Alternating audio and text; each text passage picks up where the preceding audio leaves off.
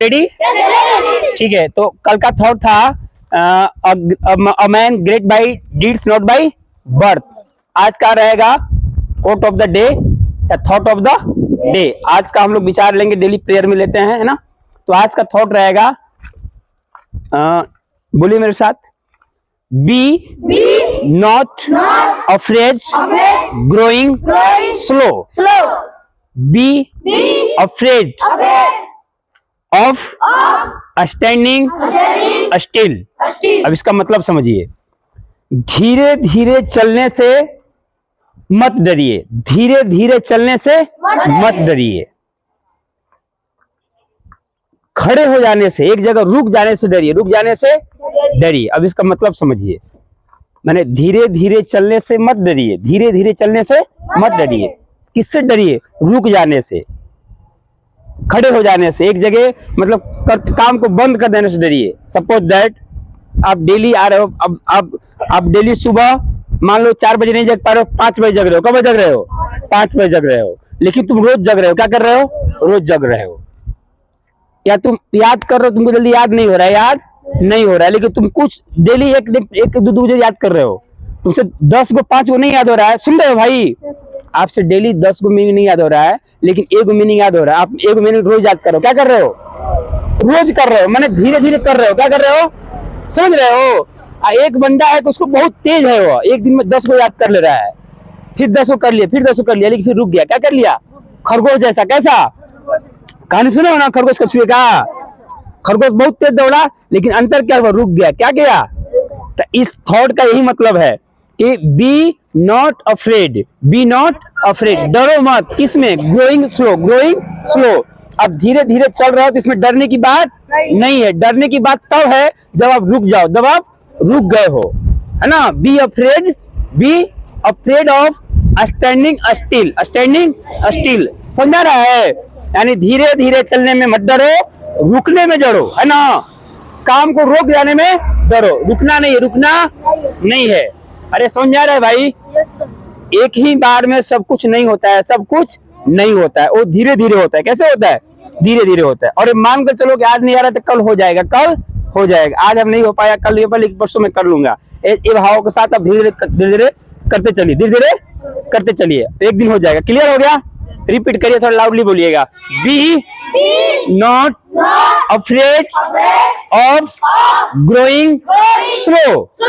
इसका हिंदी हुआ कि धीरे धीरे बढ़ने में मत डरिए। ठीक है? इसके ठीक उल्टा, बी अफ्रेड, डरो। इसका मतलब हो जाएगा बी अफ्रेड मतलब डरो। क्या करो? डरो। ऑफ स्टैंडिंग स्टिल, रुक जाने में, है ना। हाँ, काम को बंद कर देने में फिर आप नहीं कर पाइएगा। जैसे नैतिक बाबू क्या करते हैं, शादी ब्याह में जाएंगे तो छुट्टी मार देंगे, है ना। ऐसा अभी कंटिन्यू हो गया है।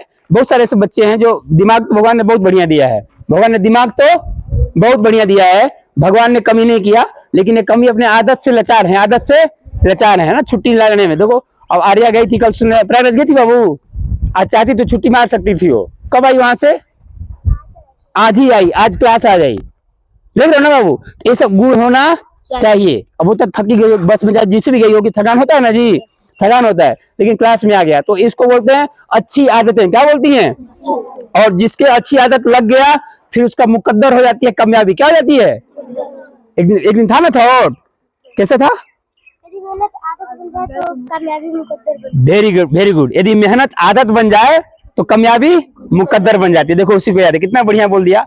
यदि आदत मुकद्दर बन जाए, लेकिन ऐसी भी जल्दी वही जाते हैं, है ना जी। जिस दिन टेस्ट होना हो, जिस दिन कुछ पता चले कि अच्छा जी पूछेंगे, तो तुरंत बहाना बन जाएगा, सारा पेट दर्द कर रहा है, पैर दर्द कर रहा है, या कुछ ना कुछ जरूर दर्द करने लगेगा। तो तोता नहीं बनना है। थॉट इसलिए प्रेयर में डेली बताया जाता है, उसको आप अपनी जिंदगी में ढालिए, जिंदगी में ढालिए, तब कोई मतलब है, नहीं तो कोई मतलब। प्रेयर में इतना चिल्लाने का, बताने का मतलब तब निकलेगा। मान लो सब तो नहीं, लेकिन कुछ बच्चे तो हो, बनो ऐसा, कम से कम 1-2 तो बनो, जैसे मैं कहता हूँ ऐसा चलो, है ना सुमित पटेल। तो आगे क्या थॉट रहा? Be not afraid growing slow, धीरे धीरे पढ़ने में, धीरे धीरे आगे बढ़ने में डरो मत, डरो मत। ये मत डरो कि वो तेज याद कर लेता है, हम स्लो हैं, नहीं बाबू। Be afraid of standing still, काम को रोकने में डरो, रुक जाने में डरो, है ना बाबू, समझ गए। आज का लेते हैं हम क्या, इंग्लिश वर्ड। क्या लिखते हैं, इंग्लिश वर्ड। इंग्लिश वर्ड बहुत छोटा रहेगा, मेस अप। क्या रहेगा, mess, MESS, mess, Uttar Pradesh वाला यूपी, अप, मेस अप, बोलो मेस अप।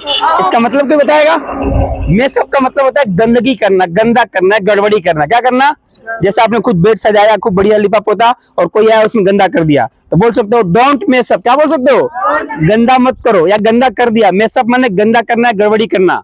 गड़बड़ी करना भी होता है, फनमा आया गड़बड़ी कर दिया, क्या कर दिया, मेस अप। क्या बोलोगे, मेस अप माने गड़बड़ी करना है, गंदा कर देना। क्लियर हो गया, मेस अप। क्या बोला मैंने। अब आज का हिंदी लेते हैं। हिंदी आज रहेगा बाबू, वह जिसके आने की तिथि मालूम न हो उसको क्या कहते हैं। अनेक शब्दों के लिए एक शब्द, वह जिनके आने की तिथि मालूम न हो, क्या बोलते हैं शिव प्रताप।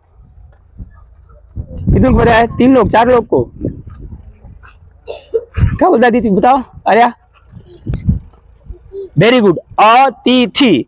मात्रा कौन सा लगेगा तिथि में, हर्षई या दीर्घई, बहुत बढ़िया, हर्षई क्या रहेगा, अति पर भी ऐसा ही रहेगा, थी पर भी अतिथि, मतलब मेहमान। क्या, मेहमान लोग बता कर आते हैं, अब भले बता कर आते हैं, फोन कर देते हैं कि विशाल आ जा रहे हैं, पकौड़ी छाने रहना, ठीक ना, चाहे मुर्गा उर्गा मंगा देना, है ना जी। जब मोबाइल आ गया तो अतिथि लोग भी बता कर आते हैं फोन, है ना, घर से चलते हैं तभी बता देते हैं कि हम आ रहे हैं, क्या कर रहे हैं। अब अतिथि का मतलब खत्म हो गया, ये वाक्य सार्थक नहीं। आज का वाक्य सार्थक नहीं तो बता सार्थक है क्या। ऐसा आज की डेट में अतिथि हैं जो बिना बताए आ जाए, फूफा हो चाहे मामा हो चाहे नाना हो, ऐसा है क्या, नहीं, पहले फोन कर देंगे हम आज आ रहे हैं, हम आज आ रहे हैं। फिर भी ये एग्जाम में आएगा तो याद रखिए इसको, है ना, वो अलग मैटर है। समझिए इस बात को, जिसका आने की तिथि मालूम न हो उसे क्या कहते हैं, अतिथि। ये पहले होता था कि अचानक पता चला कि घर में बूढ़ो आ गया है, कुछ नहीं है पानी पिलाने का, अचानक आ गए, तब क्या होता था कि बाहरी गेट से नमकीन या बिस्कुट मंगाया जाता था, है ना जी। अब तो भले पहले फोन हो जाता है, पूरा एकदम घर रेडी हो जाता है ना, मीठा पानी सब रेडी होता है, बगजुआ जाता है ना, समझा रहा है। तो जिसके आने की तिथि न मालूम उसे क्या कहेंगे, अतिथि। अतिथि मतलब मेहमान। क्या होता है, मेहमान। अब क्या क्या रह गया, चलिए आज का जीके लेते हैं बाबू। आज का जीके में बताया जाए कि भारत में कितने प्रकार की मिट्टी पाई जाती है, समझ रहे हैं। भारत में, हमारा देश भारत में कितने प्रकार की मिट्टी पाई जाती है। अलग अलग मिट्टी है ना, जसौली की अलग मिट्टी है, पहाड़ की अलग मिट्टी है ना, और जाओगे तो अलग मिट्टी है, लेकिन कुल कितने प्रकार के, किसी को पता है, एनीबॉडी एल्स। कितना बाबू, बहुत बढ़िया, क्लैप फॉर। ये लोग अपने से तैयारी किया है, समझ रहे हो ना, बहुत बढ़िया। कितनी मिट्टी है, 8 प्रकार की। कितने प्रकार की, 8 प्रकार की। और उसी में एक और जोड़ लो कि काली मिट्टी का दूसरा नाम क्या है, पता है किसी को। काली मिट्टी का दूसरा नाम क्या है, रेगुर मिट्टी। क्या बोलते हैं, रेगुर मिट्टी। क्या बोलते हैं उसको, क्लियर हो गया। रिपीट करूं, लिसन टू मी, रिव्यू कर रहा हूं।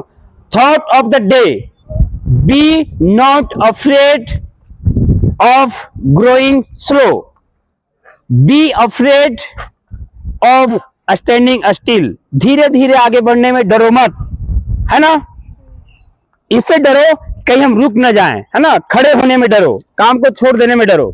ओके, आज का हिंदी का शब्द रहा, जिसके आने की तिथि न मालूम हो उसे क्या कहेंगे। अनेक शब्दों के लिए एक शब्द अतिथि। क्या कहेंगे, अतिथि। आज का इंग्लिश रहा mess up, MESSUP, mess up. Mess up माने गंदगी करना या गड़बड़ी करना। आज का जीके रहा, भारत में कुल कितने प्रकार की मिट्टी पाई जाती है, 8 प्रकार की। और दूसरा, काली मिट्टी का दूसरा नाम क्या है, रेगुर मिट्टी, रेगुर मिट्टी। Okay, thanks a lot.